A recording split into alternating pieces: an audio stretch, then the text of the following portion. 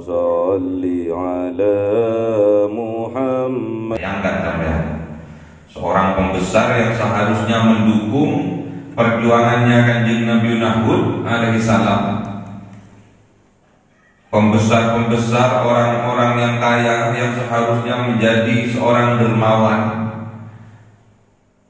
yang seharusnya mensupport dakwahnya Kanjeng Nabi Hud alaihi salam, malah memandang picik kepada Kanjeng Nabi Hud alaihi salam, menganggapnya orang yang dungu, menganggapnya orang yang kurang waras alias gila, gendeng, dan berprasangka mengira bahwa Kanjeng Nabi Nuh ini adalah seorang yang pendusta. Bayangkan perjuangannya Kanjeng Nabi Hud atas anggapan-anggapan dari pemuka-pemuka, dari pembesar-pembesar, dari kaumnya yang kafir ini, malah menganggap dirinya kurang waras alias gila, dan menganggap Kanjeng Nabi Hud ini sebagai kelompok bagian dari orang-orang pendusta, pembohong. Hati-hati, zaman sekarang banyak hal seperti ini, menganggap remeh, menganggap hina orang yang menyeru ke jalannya Allah, membuat strategi bagaimana bisa membunuh karakter ulama yang mengajak kepada jalannya Allah.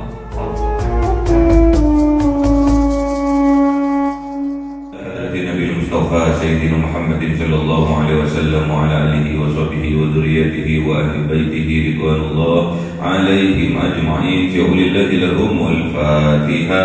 A'udzu billahi minasy syaithanir rajim. Bismillahirrahmanirrahim. Alhamdulillahi rabbil alamin arrahmanir rahim maliki yaumiddin. Iyyaka na'budu wa iyyaka nasta'in ihdinas siratal mustaqim siratal ladzina an'amta 'alaihim ghairil maghdubi 'alaihim waladdallin. من الأنبياء والمرسلين والأولياء والشهداء والصالحين والصحابة والتابعين والعلماء العاملين والمصنف المخلصين وجميع الملائكة المقربين وخصوصا عبد القادر الجيلاني شأولي الله لهم والفاتحة. أعوذ بالله من الشيطان الرجيم. بسم الله الرحمن الرحيم. الحمد لله رب العالمين الرحمن الرحيم مالك يوم الدين. إياك نعبد وإياك نستعين اهدنا الصراط المستقيم صراط الذين أنعمت عليهم غير المغضوب عليهم ولا الضالين. Khususan orang tua kita, bapak dan ibu kita, sesepuh kita, para guru kita, minal muslimin wal muslimat wal mu'minin wal mu'minat al-ahya'i minhum wal amwat. Ja'ulillahi lahumul Fatiha. A'udzu billahi minasy syaithanir rajim. Bismillahirrahmanirrahim. Alhamdulillahi rabbil alamin arrahmanir rahim maliki yaumiddin. Iyyaka na'budu wa iyyaka nasta'in ihdinas siratal mustaqim siratal ladzina an'amta 'alaihim ghairil maghdubi 'alaihim waladdallin. Bismillahirrahmanirrahim. Alhamdulillahirabbil alamin wassalatu wassalamu ala sayyidina Muhammadin nabiyil ummi wa ala alihi wa sahbihi ajma'in. Rabbi zidna ilma wa wasi' rizqi wa barik fima razaqtana waj'alna mahbuban fi qulubi ibadika wa 'azizan li'ulihim waj'alna wajhan fid dunya wal akhirati wa minal muqarrabin katsiran nawali ya hasanal fi'ali ya qa'iman bil zawali mawdabil bidal barakah alhamdulillah wa sallallahu ala kulli halin. Allahumma akrimna bi nuril fahmi wal hifdi warzuqni al hikmah wa ilhamil malaikatil muqarrabin wa amalan maqbulan bil laili wan nahari arhamar rahimin. Rabbana atina fid dunya hasanatan wa fil akhirati hasanatan wa qina adzaban nar. Subhana rabbika rabbil izzati amma yasifun wa salamun alal mursalin walhamdulillahi rabbil alamin. Bi sirril Fatiha. A'udzu billahi minasy syaithanir rajim. Bismillahirrahmanirrahim. Alhamdulillahi rabbil alamin arrahmanir rahim maliki yaumiddin. Iyyaka na'budu wa iyyaka nasta'in ihdinas siratal mustaqim siratal ladzina an'amta 'alaihim ghairil maghdubi 'alaihim waladdallin. Amin. Allahumma shalli Muhammad ya Rabbi salli alaihi wa sallim. Allahumma salli Muhammad ya Rabbi salli alaihi wa sallim. Sallallahu rabbuna ala nuril mubin Ahmad al-Mustafa sayyidil mursalin wa ala alihi wa sahbihi ajma'in walhamdulillahi rabbil alamin.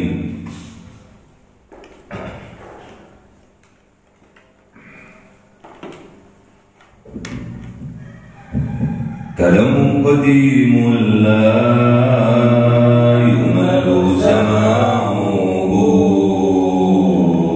tanazzaha an qawli wa fi'liyati bihi asafi min kulli da'i wa nuruhu dalilul liqalbi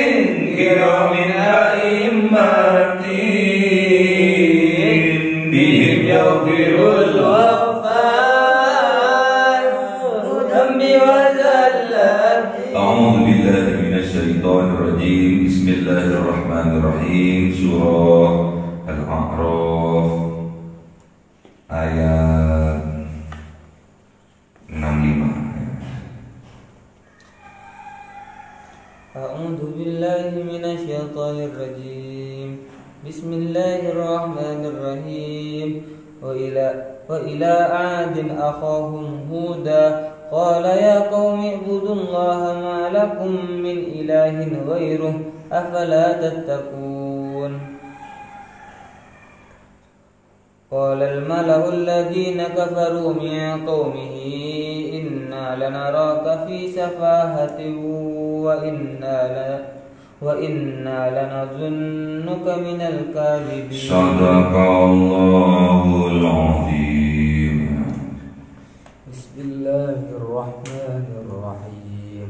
Qala ya qaumi laysa bi safahatu walakinni rasulun min rabbil alamin. Uballighukum risalati rabbi wa ana lakum nasihun amin. Shadaqallahul azim. Bismillahirrahmanirrahim.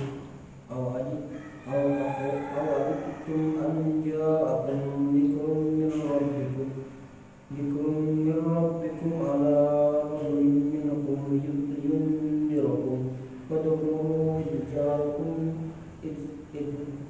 ja'alakum khulafa'a min ba'di qaumin Nuhin wa zadakum fil khalqi basta. Fadkhulu ala Allah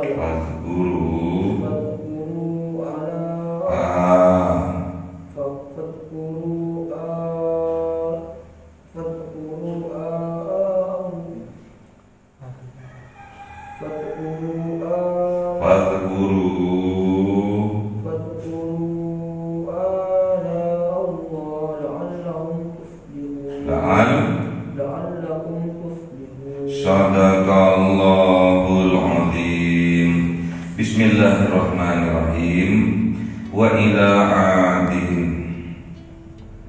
dan kepada kaum 'Ad akhahum Hudan, diutus dari akhahum, dari saudara mereka Hudan, yaitu Kanjeng Nabi Hud alaihi salam. Qal ya qaumi ubudullaha, berkata Kanjeng Nabi Hud, ya qaumi ubudullaha, wahai kaumku, ubudullaha, sembahlah Allah, mengabdilah kepada Allah. Ma'lakum min ilahin ghairuhu, tidak ada bagi kalian min ilahin, dari Tuhan ghairuhu, selain Allah. La ilaha illallah. Afala tattaqun, apakah kalian tidak takut kepada Allah? Jadi setelah diceritakan tentang sejarah Kanjeng Nabi Nuh alaihissalam, kemudian Allah menceritakan tentang perjuangannya Kanjeng Nabi Hud alaihissalam kepada Kanjeng Nabi Muhammad sallallahu alaihi wasallam. Di setelah cerita sejarah Kanjeng Nabi Nuh, kemudian Allah bercerita tentang perjuangan Kanjeng Nabi Hud alaihissalam. Untuk apa diceritakan kepada Kanjeng Nabi Muhammad?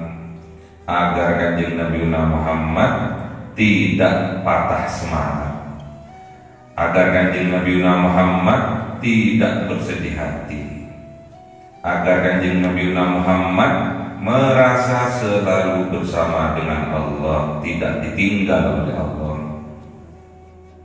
Sebagai penguat sejarah-sejarah perjuangan dari para nabi sebelum Kanjeng Nabi Muhammad diceritakan oleh Allah kepada Kanjeng Nabi Muhammad untuk memperkuat keteguhan hati Kanjeng Nabi Muhammad agar tidak goyah. Makanya pengalaman itu adalah guru yang utama. Makanya kita tidak boleh melupakan sejarah jas merah. Sekarang jas hijau. Tak boleh kita melupakan sejarah. Biar kita selalu berhati-hati, biar kita selalu waspada bahwasanya perjuangan itu butuh pengorbanan. Niat itu butuh kesungguhan. Hijrah itu butuh pembuktian. Bukan hanya omong doang. Bukan hanya nafsu, no action, talk only. Ya. Itu bahasa Maduranya. Natu, no action, talk only. Tidak ada action, tidak ada perbuatan, hanya ngomong doang, ngomong tok. Gak ada pembuktian, terus namanya. Ini sejarah yang terjadi pada para rasul, para nabi sebelum Kanjeng Nabi Muhammad. Kemarin diceritakan tentang Kanjeng Nabi Nuh, sekarang diceritakan tentang Kanjeng Nabi Hud alaihi salam. Apa yang dilakukan oleh Kanjeng Nabi Hud kepada kaumnya? Dakwah apa? Perjuangan apa yang Kanjeng Nabi Hud sampaikan, dakwahkan kepada kaumnya? Qala, dawuh Kanjeng Nabi Hud alaihi salam, ya qaumi, wahai kaumku. Kalau sudah iya, itu maknanya sayang, ajakan sayang, dakwah dengan sayang, dakwah dengan cinta, kasih dan sayang. Wahai kaumku, ada wahainya. Ya, di sini tanda kasih sayang dari kanjeng Nabi Hud alaihissalam kepada kaumnya. Ubudullah, mengabdilah kepada Allah, sembahlah Allah dengan penuh pengharapan, kesungguhan dan doa tentunya yang dilakukan oleh kanjeng Nabi Hud alaihissalam. Ini dakwahnya kanjeng Nabi Hud ini. Dan sebelumnya kanjeng Nabi Nuh bukan hanya omdom, tapi betul-betul berjuang, berkorban, berdoa dengan sungguh-sungguh. Semua itu dilakukan dengan kasih dan sayang, dilakukan dengan penuh cinta. Sama, sebelumnya juga seperti itu kanjeng Nabi Nuh. Ya qaumi ibudullah, sama. Ya kaum, wahai kaumku, sembahlah Allah, malakum min ilahin ghairu. Tidak ada bagi kalian dari Tuhan ghairu, selain Allah. Ya, ajarkan kepada kaumnya untuk bertauhid kepada Allah. Dari menyembah banyak berhala, banyak Tuhan, diajak untuk bertauhid, hanya menyembah satu Tuhan, yaitu Allah subhanahu wa ta'ala. Afala tattaqun, maka mengapa kalian tidak bertakwa? Maka apakah kalian tidak takut kepada Allah? Diceritakan sejarah kanjeng Nabi Nuh, diceritakan oleh Allah kepada kanjeng Nabi Hud, dan kanjeng Nabi Hud menceritakan juga kepada kaumnya bahwa sebelum kanjeng Nabi Hud diutus, ada Rasul, ada Nabi yang diutus, yaitu kanjeng Nabi Nuh yang hidupnya 950 tahun, dan kaumnya yang ikut hanya 80-an, ada yang bilang 20-an, ada yang bilang 40-an, dan semua itu berpasang-pasangan.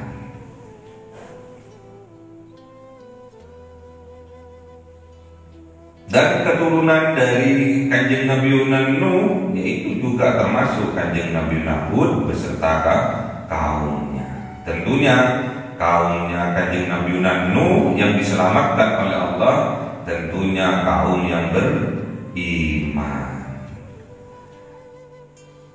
Setelah diselamatkan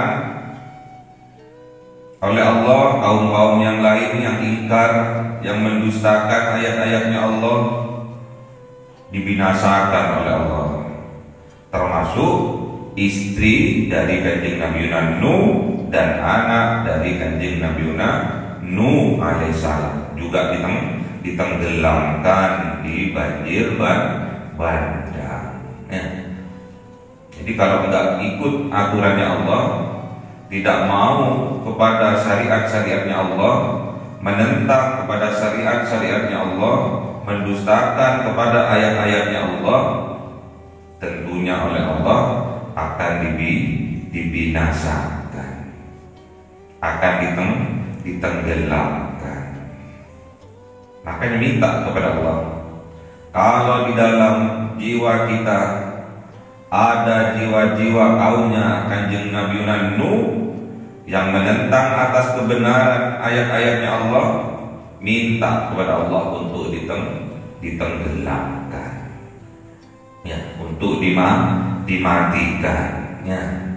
Minta kepada Allah, kalau ada jiwa-jiwa pembangkang, ada jiwa-jiwa pendusta, tolong engkau tenggelamkan, tolong engkau matikan, jauhkan dari jiwa-jiwa kami. Berdoa kepada Allah. minta kekuatan kepada Allah agar kita dibebaskan dari jiwa-jiwa pembangkang, dari jiwa-jiwa pendusta. Ya.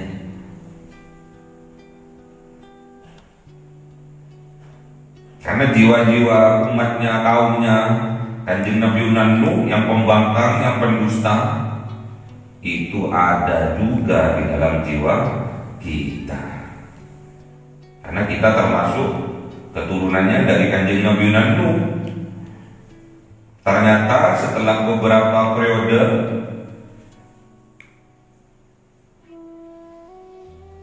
termasuk kaumnya Kanjeng Nabi Hud ini juga keturunan dari Kanjeng Nabi Nuh, atau keturunan dari kaumnya yang beriman dari Kanjeng Nabi Nuh alaihi salam.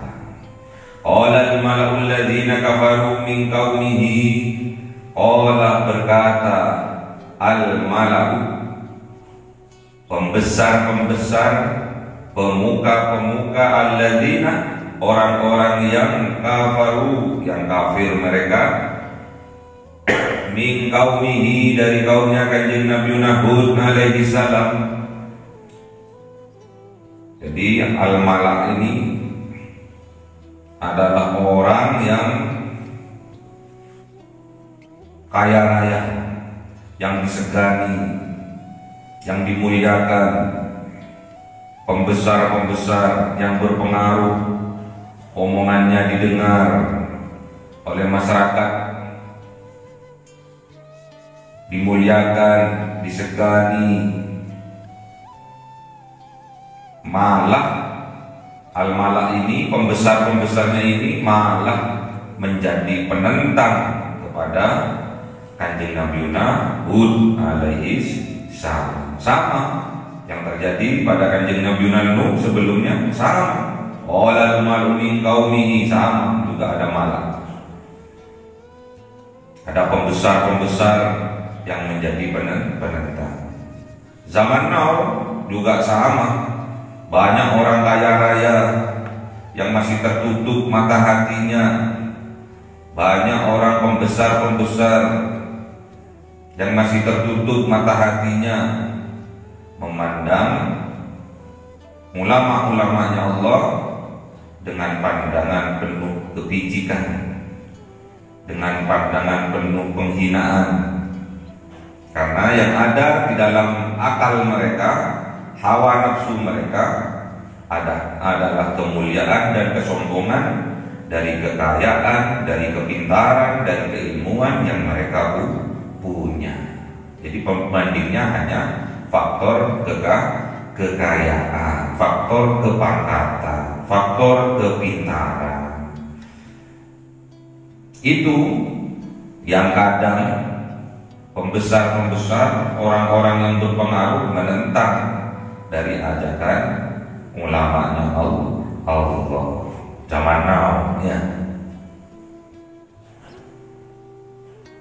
Apa yang dikatakan oleh pembesar-pembesar ini, pembesar-pembesar dari orang-orang yang kafir ini, kaumnya Kanjeng Nabi Hud ini, inna, sesungguhnya kami, lana rokah, sungguh-sungguh melihat engkau wahai Kanjeng Nabi Nuh, fi safahatin, dalam keadaan kurang akal, kurang waras, alias gila. Ini bentuk penghinaan, bentuk pelecehan.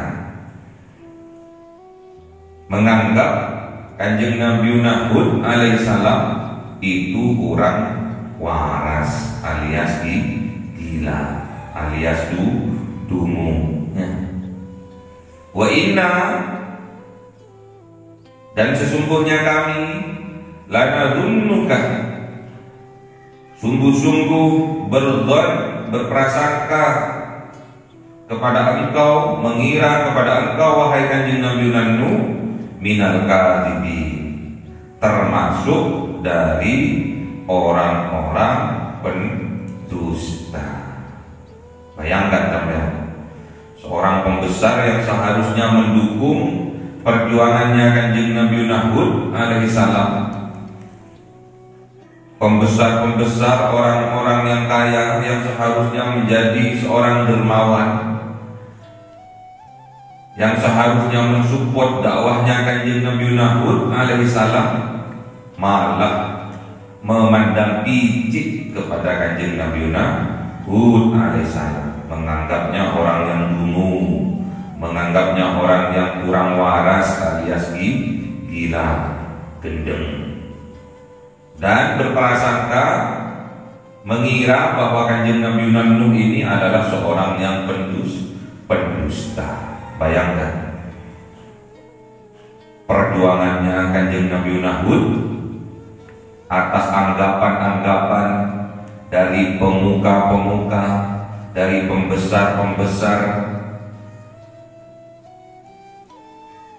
dari kaumnya yang kafir ini, malah menganggap dirinya kurang waras alias gila, dan menganggap Kanjeng Nabi Hud ini sebagai kelompok bagian dari orang-orang pendusta, pembohong.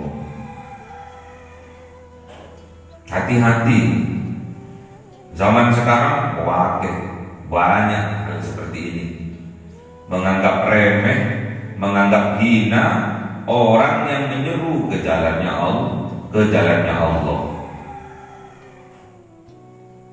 membuat strategi bagaimana bisa membunuh karakter ulama yang mengajak kepada jalannya Allah. Hati-hatinya, jangan sampai kita termasuk dari bagian kelompok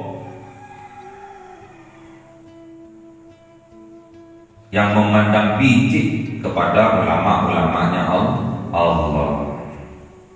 Memang ini tantangannya, memang ini butuh pengorbanan setiap perjuangannya. Inilah sunnatul dakwah. Sunnahnya dakwah, sunnahnya dalam berdakwah ya pasti ada tantangan, ada rintangan, pasti ada Abu Jahal, Abu Lahab, pasti. Abu Jahal menentang Kanjeng Nabi Muhammad dengan terang-terangan. Memang Abu Jahal itu seorang pegulat, memang Abu Jahal ini orang yang pemberani, bahkan Abu Jahal ini seorang yang bijaksana di kalangan kaumnya. Sedangkan Abu Lahab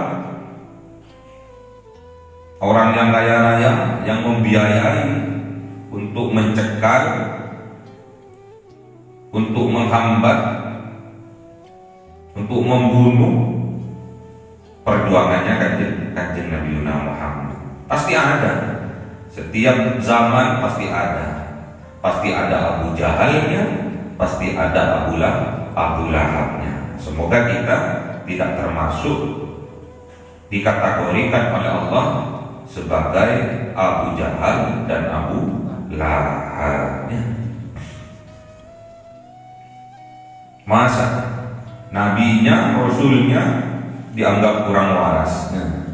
Masa nabinya, rasulnya dianggap orang gila, padahal mengajak ke arah kebaikan? Memang bukan zamannya yang zaman edan, orangnya yang orang edannya. Bukan zamannya yang gila, tapi orangnya. Bukan zamannya yang edan, tapi orangnya yang edan. Orang mengajak kebaikan kok disangkanya malah sebaliknya, mengajak kepada kemaksiatan. Makanya tuan, gak boleh kita berprasangka, apalagi su'udzon, berprasangka buruk. Ada orang berbuat baik, itu cuma itu ngapusi, cuma pengen dilem, itu gak usah diikuti wis, gak usah disupport wis. Aslinya orang itu jahat gitu. Bahkan ulama-ulamanya Allah dianggap jahat. Bahkan ulama-ulamanya Allah dianggap sesat. Kenapa kok hal itu terjadi? Karena mereka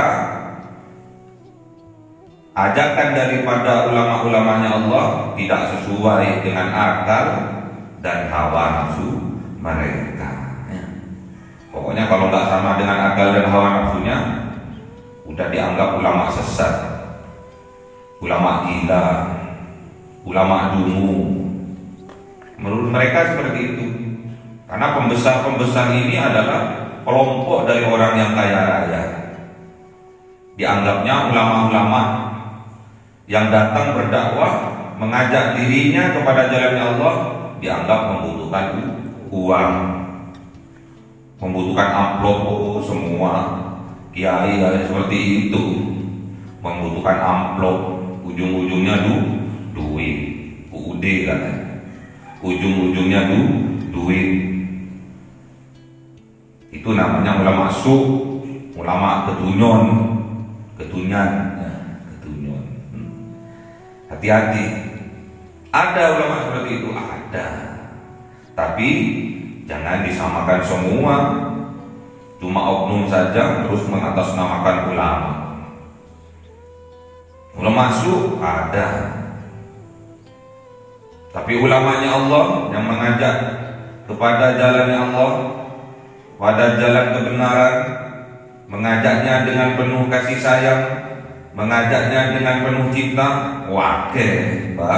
banyak. Jangan samakan. Cuma segelintir oknum, segelintir orang yang mengaku-ngaku ulama, yang mencari adalah amplop dan isinya mencari besar, tujuannya adalah keduniaan, ya jangan diikuti.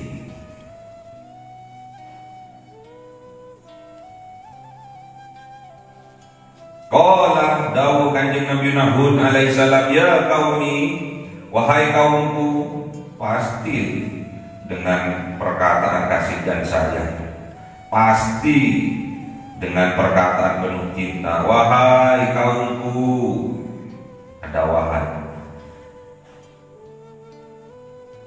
wahai sayangku, wahai cintaku, wahai. Laisa bi, bukanlah aku, tidaklah aku, safahatun, orang yang dungu, orang yang kurang waras, orang yang gila, orang yang sesat, walakinni, melainkan aku ini rasulun mir rabbil alamin, adalah seorang utusan dari Allah Rabbil Alamin. Sudah disampaikan oleh Kanjeng Nabi Hud bahwa aku ini lu rasul. Kalau sekarang aku ini lu ulama yang diutus mir Rabbil Alamin, dari Allah Rabbul Alamin, Tuhan semesta alam. Untuk apa? Uballighukum risalati Rabbi, aku sampaikan kepada kalian risalah, visi dan misi, amanah-amanah Rabbi dari Tuhanku. Wa ana lakum, dan aku lakum bagi kalian, nasihun, diutus sebagai nasihat, amin, yang dapat dipercaya. Amin, dipercaya. Sedangkan Kanjeng Nabi Muhammad dijuluki sebagai Al-Amin, orang yang dapat dipercaya. Namun Kanjeng Nabi Muhammad dari awal, dari masih muda sudah terkenal dengan kejujurannya. Makanya oleh orang kafir Quraisy dijuluki Al-Amin, orang yang dapat dipercaya karena kejujurannya. Namun tatkala Kanjeng Nabi Muhammad berdakwah, mengajak ke arah tauhid, mengajak kepada satu Tuhan yaitu Allah Subhanahu wa taala, Al-Aminnya hilang, gak dipercaya lagi, dianggap orang gila. Awa ajibtum, apa kalian heran, apa kalian takjub, apakah heran kalian, anja akum dzikrun mir rabbikum, bahwasanya telah datang kepada kalian dzikrun sebagai peringatan mir rabbikum dari Tuhan kalian ala rajulin yang diberikan kepada seorang laki-laki minkum dari kalian, dari kalangan kalian, dari bangsa kalian, yaitu Kanjeng Nabi Hud alaihissalam. Untuk apa didatangkan oleh Allah? Liyundirokum, agar memberi peringatan kepada kalian bahwa besok ada yaumil kiamah, adanya neraka, bahwa besok adanya surga. Jadi pemberi peringatan dan juga pemberi kabar gembira. Semua utusan seperti itu, memberi kabar gembira bahwa besok adanya surga dan memberi peringatan bahwa besok adanya neraka. Wadhkuru, maka ingatlah kalian, idz ja'alakum, ketika Allah menjadikan kalian khulafa, pengganti-pengganti, penerus-penerus, khalifah-khalifah min ba'di qaumi Nuhin, dari setelah kaumnya Kanjeng Nabi Nuh alaihissalam. Wazadakum, dan menambahkan kepada kalian, memberikan kelebihan tambahan kepada kalian fil khalqi, di dalam penciptaan kalian, bastotan, yaitu sebuah kekuatan. Jadi disuruh banyak berzikir oleh Kanjeng Nabi Hud, banyak introspeksi diri, banyak berzikir, banyak mengingat bahwasanya Allah menjadikan kaumnya Kanjeng Nabi Hud ini khalifah atau pengganti min ba'di qaumi Nuhin, penerus pengganti khalifah setelah kaumnya Kanjeng Nabi Nuh alaihissalam. Penerus yang seharusnya meneruskan perjuangan dari kaumnya Kanjeng Nabi Nuh yang beriman, namun apa yang terjadi?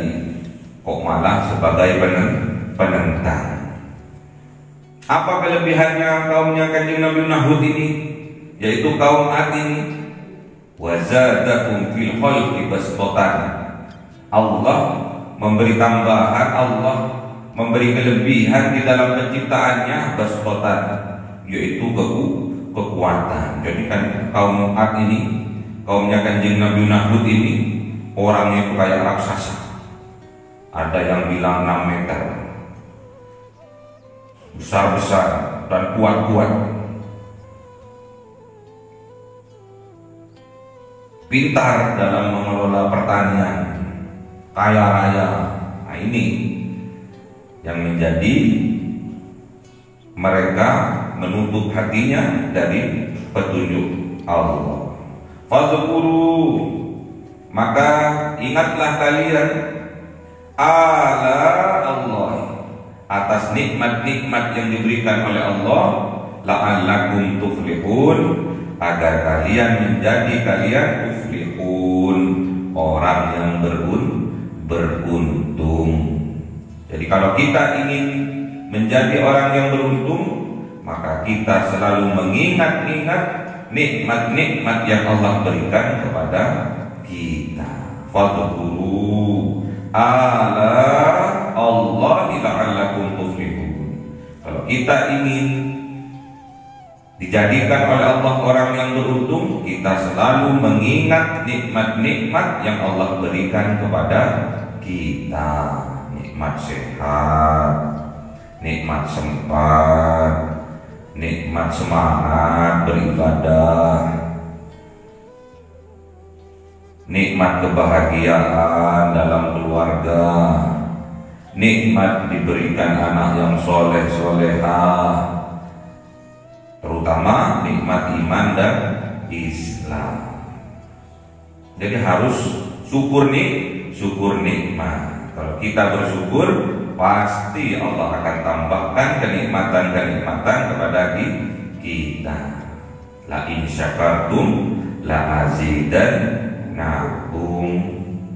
Kalau kita pandai bersyukur, maka Allah akan menambah kenikmatan-kenikmatannya, terutama nikmat iman dan Islam.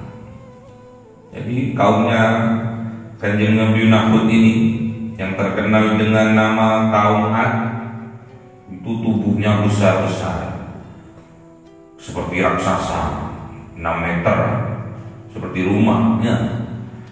Terus badannya besar-besar dan kuat-kuat. Berhasil dalam bercocok tanam, berhasil dalam pertanian, sehingga mereka itu kaya raya, makmur hidupnya.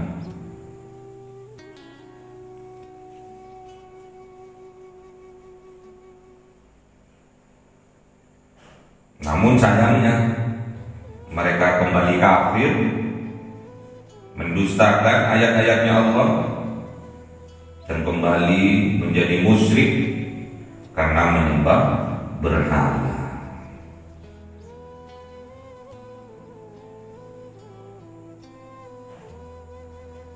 Diriwayatkan bahwa kaum Ad ini, kaumnya Kanjeng Nabi Nuh ini, menyembah 3 Tuhan, menyembah 3 berhala. Ada yang namanya Samdah, ada yang namanya Samud, ada yang namanya Hiro. Tuhannya itu ada 3. Samdah, yang kedua Samud, yang ketiga Hiro. Itu Tuhan-Tuhan yang disembah oleh kaum Ad. Kaum Ad ini berada di antara Yaman dan Oman. Kalau kalian besok lagi umroh, ada tur di situ ke daerah Yaman dan Oman, itu ada masih bekas-bekasnya peninggalan dari kaum Ad.